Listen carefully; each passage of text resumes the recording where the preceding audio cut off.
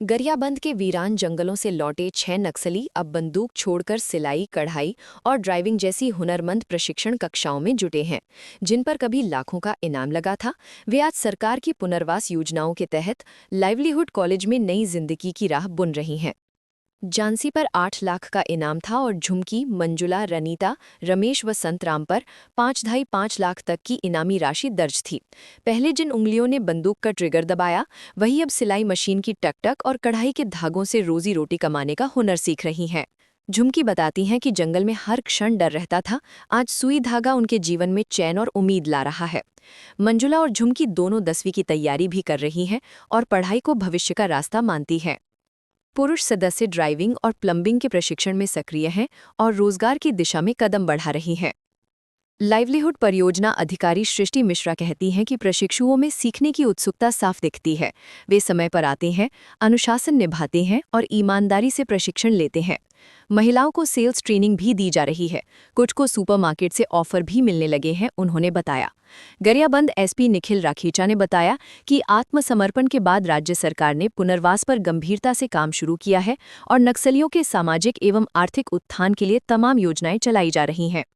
स्थानीय प्रशासन का मानना है कि हुनर और रोजगार के अवसर मिलने पर सामुदायिक हिंसा कम होती है और शांति कायम रहती है। उन पगडंडियों पर चलने वाले अब आत्मनिर्भरता की ओर कदम बढ़ा रहे हैं। जहां पहले डर था, वहां अब मेहनत और उम्मीदों का उजाला दिखाई दे रहा है। गरियाबंद की ये कहानी बताती है कि उचित पुनर्वास और कौशल प्रशिक्षण से परिवर्तन संभव है। बस मौके और मार्ग मिले तो जिंदगी बदल सकती है। क्या क्या है ये? जी, जिसमें 4 महिलाएं हैं और 2 पुरुष आत्मसमर्पित नक्सली हैं। एक जो है जल वितरण संचालक प्लम्बिंग की बैच है, उसमें वो ट्रेनिंग ले रहा है। उसमें उसको बेसिक हम लोग इलेक्ट्रीशियन, प्लम्बर और मेसन तीनों काम सिखा रहे हैं, ताकि कभी भी पुलिस विभाग में या तो फिर उनके द्वारा कोई प्लम्बिंग का काम स्टार्ट करना हो, स्वरोजगार स्टार्ट करना हो, तो वो कर सकते हैं। और दूसरे एक और आत्मसमर्पित नक्सली हैं, उनका इंटरेस्ट था कि हम टैक्सी ड्राइवर सीखेंगे।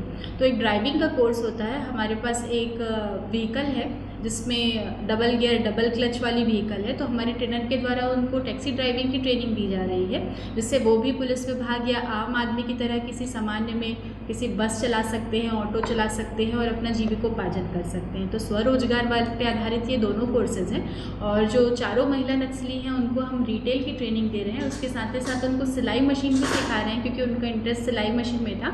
2 जो नक्सली हैं, जो मई में जिन्होंने सरेंडर किया था, वो लगातार 45 दिन आई और मैंने उनके में इतना पॉजिटिव चेंज देखा। वो हमारे जो 30 बच्चों के साथ इतना घुल मिल गई हैं। और अगर आप उनका हाव भाव देखेंगे, उनका आना जाना देखेंगे, तो आप बता नहीं पाएंगे कि ये 15 साल जंगल में रह के आई है। तो इस प्रकार से कलेक्टर सर और एसपी सर के द्वारा काफ़ी अच्छा काम किया जा रहा है। इनके अंदर मैम जो काम करने की लत है, लोग सीख रहे हैं, सीखना चाह रहे हैं आगे, ऐसा उनके हैं? हाँ, ये बहुत ही जल्दी ग्रैस्प करते हैं चीज़ों को। जैसे कि हमारी ट्रेनिंग स्टार्ट होती है, सबसे पहले हम लोग सॉफ्ट स्किल सिखाते हैं। उसमें उनको कपड़ा कैसे पहनना है, बाल कैसे बनाने हैं और ग्रीटिंग्स कैसे करनी है, गुड मॉर्निंग, गुड आफ्टरनून। तो वो सभी चीज़ें काफ़ी जल्दी कैप्चर करते हैं। और आप 1 महीने में भी आपने मिला भी होगा, आपने देखा है कितना ड्रास्टिक चेंज आया है उनके बात करने के तरीके में, बैठने उठने के तरीके में। और वो अपने आप को अब प्रस्तुत कर पा रही हैं सामने, और अपने आप को रोजगार से जोड़ने के लिए भी वो काफ़ी उत्सुक हैं। ये ट्रेनिंग के बाद मैडम ये सेल्फ इंडिपेंडेंट हो जाएंगे, अपना काम धाम खुद कर सकते हैं? जी, लगता तो है ये सीख गई हैं। जिस हिसाब से वो अपना टेलरिंग काम शुरू करें या रिटेल काम शुरू करें, और जो प्लम्बिंग का काम ले रहा है वो प्लम्बर का पूरा काम करे, पुलिस विभाग का या अपना पर्सनल। टैक्सी ड्राइवर वाला भी ड्राइविंग में कहीं संलग्न हो जाएगा, ऐसे तो आशा है हमारी। जैसे सरकार की जो नक्सल पुनर्वास और आत्मसमर्पण नीति है, उसके तहत जो भी आत्मसमर्पण करता है उनको अलग अलग ट्रेड में ट्रेनिंग देने का प्रावधान है। इसमें लाइवलीहुड कॉलेज की मदद से कुल 6 आत्मसमर्पित नक्सलियों का अभी ट्रेनिंग चलाया जा रहा है, जो विभिन्न जैसे उनकी रुचि है उस हिसाब से ट्रेनिंग कर रहे हैं। कुछ महिला जो सदस्य थे नक्सली के, उन्होंने आत्मसमर्पण किया है, वो सिलाई मशीन की ट्रेनिंग कर रहे हैं। कुछ पुरुष आत्मसमर्पित है, वो लोग वाहन चालक का ट्रेनिंग कर रहे हैं। तो इस तरह अलग अलग अपनी रुचि के हिसाब से लोग ट्रेनिंग कर रहे हैं, और फिर भविष्य में जिस तरह से ट्रेनिंग के बाद उनको उस क्षेत्र में काम भी करेंगे। और नीति के तहत उनको 10,000 रुपये महीना जो स्टाइपेंड दिया जाता है, वो भी इस ट्रेनिंग के तहत दिया भी जाता है।